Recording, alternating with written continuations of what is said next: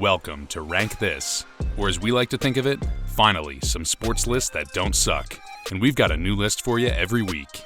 On to this week's list. Every fan has a laundry list of things they'd change about their favorite sport if given the chance. Unfortunately for them, the most power they get is becoming commissioner of their fantasy football league. So this week, we're ranking the top 10 things we'd get rid of in sports if we had the power. Make sure you hit the comment section for things we may have missed. Number 10. TV timeouts. The sports fans who look forward to timeouts are typically the ones who spend a lot of time in the bathroom. And while it's a great time to release your own flow, it can really break up the flow of the game. Yes, stoppages of play can benefit coaches and players to strategize and reset, but there are ways to work around that by incorporating ads into the telecast. Also, there's already reminders of corporate sponsorship everywhere, including NHL jerseys, which, like NBA jerseys, will now be used to sell ads. Soon enough, team mascots will just be Jake from State Farm or an employee from H&R Block who hands out business cards to fans. Like a good neighbor, State Farm should stay out of my life. Number 9. Tropicana Field. Despite making the World Series in 2020, the Tampa Bay Rays have one of the worst attendance records in Major League Baseball, finishing last in the American League each of the last 5 seasons. Part of this reason is because the team doesn't even play in the city it's named after. The Trop is located outside of Tampa Bay in neighboring St. Petersburg, away from Tampa's college campuses, nightlife, and tourism. Would Tom Brady have chosen the Bucs if they played at St. Pete? Doubt it. The ballpark seats over 25,000 people, the lowest in baseball, and has averaged less than 15,000 in attendance each of the last 2 seasons. And this is when the Rays are good. It's ugly, fly balls routinely hit the catwalk, and it needs to be detonated. Over the last year, there have been discussions of splitting the team's time between Florida and Montreal. It's clear that Tropicana Field isn't working out, and maybe the team would be more appreciated moving back to Canada and calling themselves the Expos. Coming in at number 8, we have college football's down without contact rule. In college football, a player is ruled down if anything other than their feet or hands touch the ground. This means if a quarterback throws a bomb to a receiver and that receiver has to dive to grab it, they can't get back up and run for a touchdown. This rule doesn't even exist in the NFL, so enforcing it in college is useless in preparing players for the next level. If the defense gets beat and the guy with the ball trips, why should he get penalized because of a bad patch of turf? Dumb rule, and like so many other things involved in the NCAA, it needs to go. Number 7. Unlimited time on the pitcher's mound in baseball. With declining attendance and TV ratings, the MLB has every incentive to appeal to the next generation of fans. One way they can do this is by adding a pitch clock to help cut the length of games. Most 9-inning games last over 3 hours, which isn't ideal if you're trying to attract an audience with the attention span of a goldfish. Decreasing the time between pitches would not only force pitchers to reset quicker, but would prohibit batters from leaving the box to readjust their junk as well. The idea is currently being tried in the minors and spring training games. It's uncertain if the MLB is going to fully adopt the pitch clock, as many players oppose it, but something has to be done to appeal to the TikTok generation, or the game will follow the path of Vine. Number 6. Arenas named after corporations. What's a better name, the Palace at Auburn Hills or Little Caesars Arena? Corporate sponsorship is everywhere in pro sports, but when the in-game commentators reference the majestic sporting event we're about to watch as being played at the Office Depot Center, the magic disappears for a second.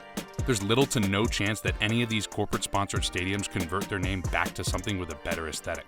There's too much money at stake. But one can only hope that a classic name like Fenway Park or Lambeau Field don't eventually change. Also, when these corporations mess up, like they invariably do, it's a PR mess for the team. Remember when the Astros played at Enron Field? Whoops. Hey owners, if you're happening to listen to this, consider this. The positive branding created by a nicely named stadium offsets the $400 million or so you're passing up. Even the worst owner in sports, James Dolan, who owns Madison Square Garden, knows this. Number 5. Offensive goaltending in basketball. If a player shoots a three-pointer and it looks like it's going to go in, but someone on their team tips it in instead, shouldn't that count as 2 points? Instead, it counts as 0 points and a loss of possession. Defensive goaltending makes sense, but logically, offensive goaltending doesn't really check out.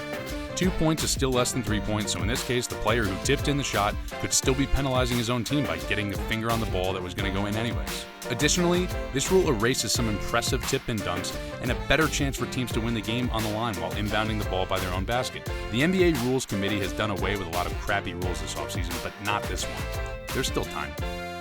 Number 4. Skip Bayless's obsession with LeBron James.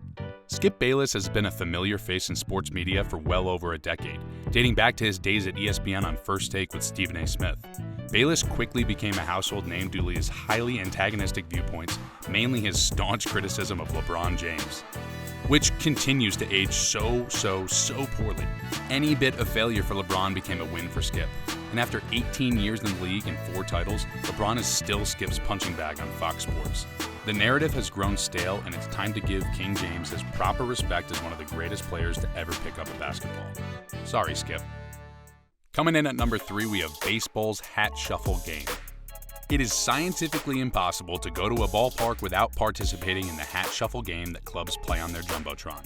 Newsflash, that game flat out stinks. No matter how many times the hat with the ball moves around and switches places with the other hats, it's still a layup for anyone over the age of 4.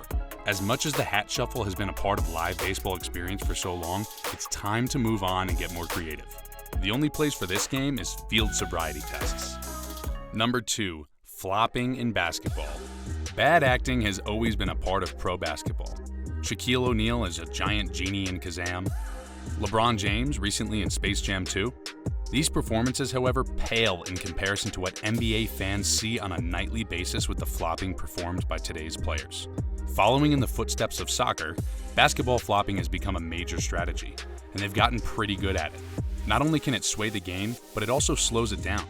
These flops lead to more replays and coaches' challenges that can stretch a 12-minute quarter into a 40-minute marathon. And there's a reason marathons don't have multi-billion-dollar TV deals. Because it's a marathon. And finally, coming in at number 1, penalizing taunting in pro football. The No Fun League is already in full swing this year before the start of the regular season. Refs are throwing flags for taunting in preseason games for mundane celebrations after big plays. Keep it in your pants, stripes, and let the guys show emotion. The NFL owners claim that taunting is a sign of disrespect and bad sportsmanship, and there's no place for it in the game. Wrong.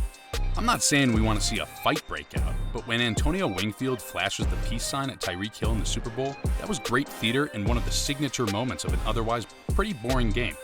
Sorry, Patrick, but it was a pretty boring game. Plus, how can you penalize a guy for encouraging peace? I love peace. We here at The Game Day are very pro-world peace. Alright, that's our list of 10 things at sports that need to go. Hit the comments section and let us know what we missed. Peace.